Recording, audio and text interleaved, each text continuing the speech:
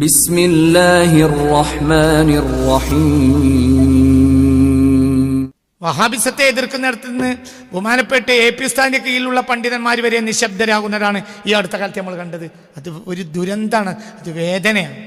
കേരളത്തിൽ ഉള്ള പല സുന്നി സ്ഥാപനങ്ങളുടെയും പലത്തിനും പൈസ ചെലവാക്കുന്നത് വഹാബികളാണ്. അപ്പോൾ സ്വാഭാവികമായും അവരെന്തായും സോഫ്റ്റ് സൈഡിലേക്ക് നീങ്ങും. അവരറിയാതെ ആ സിദ്ധാന്തം കയറി വരും. അങ്ങനെ ഉണ്ട്.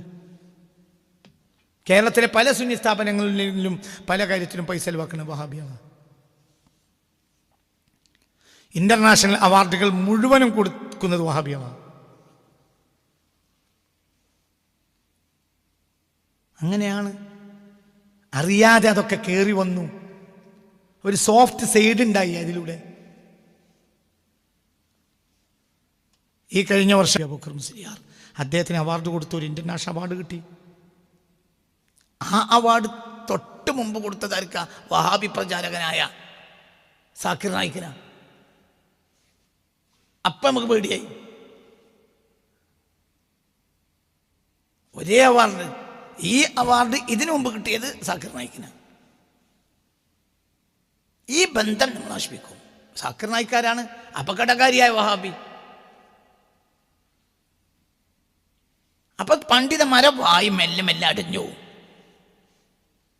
അദ്ദേഹത്തിന് ഈ വഹാബികൾ തട്ടിക്കൂട്ടിണ്ടാക്കിയ സെമി വഹാബി, അതിനാണ് സുഹാബി എന്നറിയാം.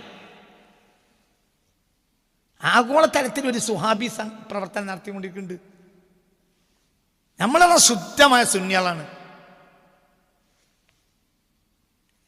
ഇത് വാങ്ങാൻ പാടില്ലായിരുന്നു. അത് അപ്പം എന്തുവരും, ഇതൊക്കെ വളരെ തീവ്ര നിലപാടിൽ സുന്നി പറയുന്ന ആളുകളാണ്. പക്ഷെ അതിൻ്റെ ഒരു സോഫ്റ്റ്നെസ് ഇപ്പം ആ വിഭാഗത്തിൽ വന്നിട്ടുണ്ട്. ഒരു സോഫ്റ്റ് സൈഡിലേക്ക് അവർ നീങ്ങി.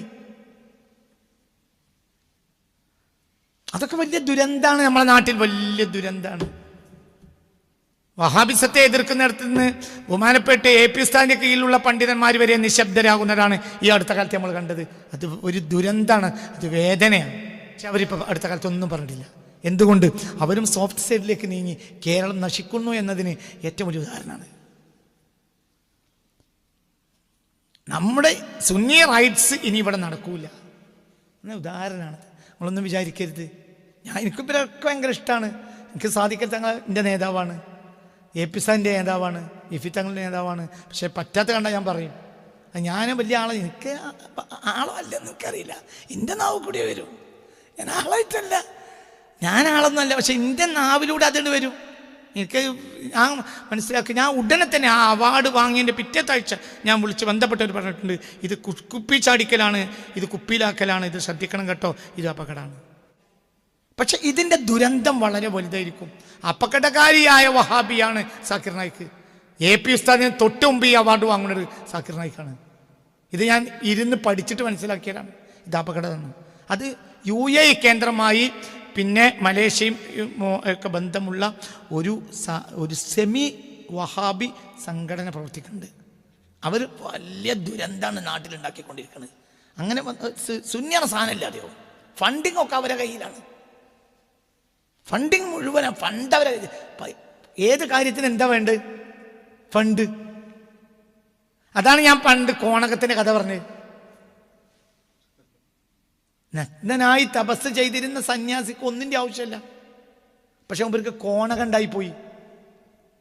അപ്പൊ കോണകം ആര് കരണ്ട് തിന്നു? എലി. അപ്പൊ എലി മൂപ്പർക്ക് ഭീഷണിയായി. കോണകം പോട്ടെന്ന് വെച്ചാൽ മതിയായിരുന്നു. കോണകം അനിവാര്യമാണ് എന്ന് ദുനിയാവിൽ നിന്നൊരു കോണകത്തെ മാത്രമാണ് സന്യാസി സ്വീകരിച്ചത്. അപ്പോൾ സന്യാസിക്ക് കോണകം പ്രശ്നമായി. അപ്പോൾ പ്രൊട്ടക്റ്റഡ് കോണകം ആക്കണം. കോണകത്തെ എലിയിൽ നിന്ന് പ്രൊട്ടക്റ്റ് ചെയ്യണമെങ്കിൽ പൂച്ചനെ വാങ്ങണം. അദ്ദേഹം ഗ്രാമത്തിൽ പോയിട്ട് എന്തുകൊണ്ടെന്നു? പൂച്ചനെ കൊണ്ടുവന്നു. ഇപ്പോൾ പൂച്ചക്ക് പ്രശ്നമായി.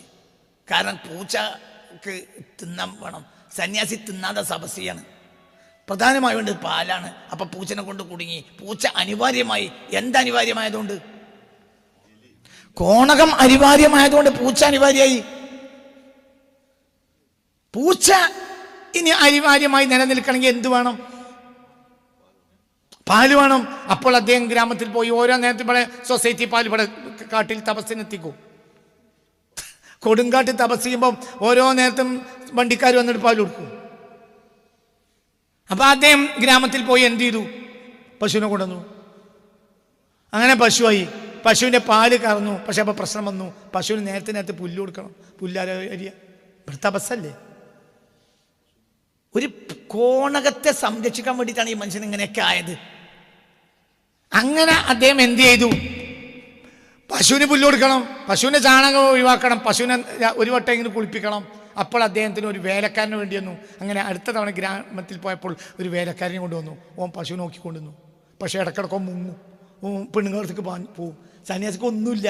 സന്യാസിക്ക് ആകണ്ടായിരുന്നു കോണകാണ്. കോണാത്തമ്മനാണ് ഈ പ്രശ്നമൊക്കെ വന്നത്. അങ്ങനെ അദ്ദേഹം ഗ്രാമത്തിൽ പോയി ഇവനെ കൊണ്ടുവന്നു. ഇവൻ ഇടക്കിടക്ക് മുങ്ങും. കാരണം ഇവനും മനുഷ്യനാണല്ലോ, പുരുഷനല്ലേ. ഇവന് പെണ്ണുങ്ങളെ കാണണം, കുട്ടികളെ കാണണം. അപ്പോൾ അവൻ എന്ത് പറഞ്ഞു? അയാൾ സന്യാസി എന്ത് ചെയ്തു? ഭാര്യയും കുട്ടികളെയും തന്നെ ഇങ്ങോട്ട് കൊണ്ടുവന്നു, കുടിൽ കെട്ടിക്കൊടുത്തു. പിന്നെ അവർ പശുവിനെ നോക്കി. പക്ഷെ അപ്പോൾ തന്നെ ഇവർ ഉഴപ്പും. ഇവർ മുറി കയറി ഭാര്യ ഭർത്താവും വാതിലടച്ചാൽ പിന്നെ പശുവിന് പുല്ലരിയെ നോക്കൂല. അപ്പൊ ഇനി ഇതിന് മേൽനോട്ടത്തിന് ആൾ വേണം. ഇനി ആരെ നിർത്തിയാലും ഞാൻ കുടുങ്ങും. അവനൊക്കെ വേറെ ആളൊക്കെ ഉണ്ട് വരും. അപ്പൊ നമുക്ക് നേരിട്ട് എന്ത് ചെയ്യാ? ഒരു കല്യാണം കഴിക്കാന്ന് സ്വാമി തീരുമാനിച്ചു. അങ്ങനെ ഗ്രാമത്തിൽ പോയി എന്ത് ചെയ്തു? സ്വാമി എന്ത് ചെയ്തു? സന്യാസി കല്യാണം കഴിച്ചു കൊണ്ടുവന്നു. കല്യാണം കഴിച്ചു. ഇപ്പൊ മേൽനോട്ടത്തിന് ആളായി. തപസ്സിന് വേണ്ടി പാറയുടെ മുകളിലേക്കാണ് കയറി കഴിഞ്ഞാൽ പശുവിന്റെ കാര്യം, പൂച്ചന്റെ കാര്യം, വീടും കാര്യം എല്ലാവരും നോക്കും. വീട് കെട്ടി, കാട്ടിന് നടുവിൽ വീട് കെട്ടി. ആർക്ക് വേണ്ടി? ഭാര്യ മണിയറുണ്ടാക്കി, കിടപ്പറുണ്ടാക്കി, എല്ലാം ഉണ്ടാക്കി.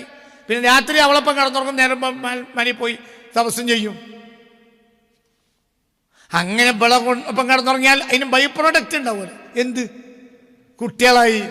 അപ്പൊ കുട്ടികൾക്ക് സ്കൂൾ വേണം, വിദ്യാലയങ്ങൾ, സൗകര്യങ്ങൾ. അങ്ങനെ ചുരുക്കി പറഞ്ഞാൽ കാടൊരു ഗ്രാമമായി മാറി. സ്കൂള്, മദ്രസ. പിന്നെ മൂപ്പർക്ക് എന്തിന് നേരല്ല? തപസ്സിന് നേരല്ല. കാടൊരു ഗ്രാമാക്കി മാറ്റി. അപ്പൊ എന്ത് അടിസ്ഥാനം നഷ്ടപ്പെട്ടു? എന്താ അടിസ്ഥാനം? തപസ്.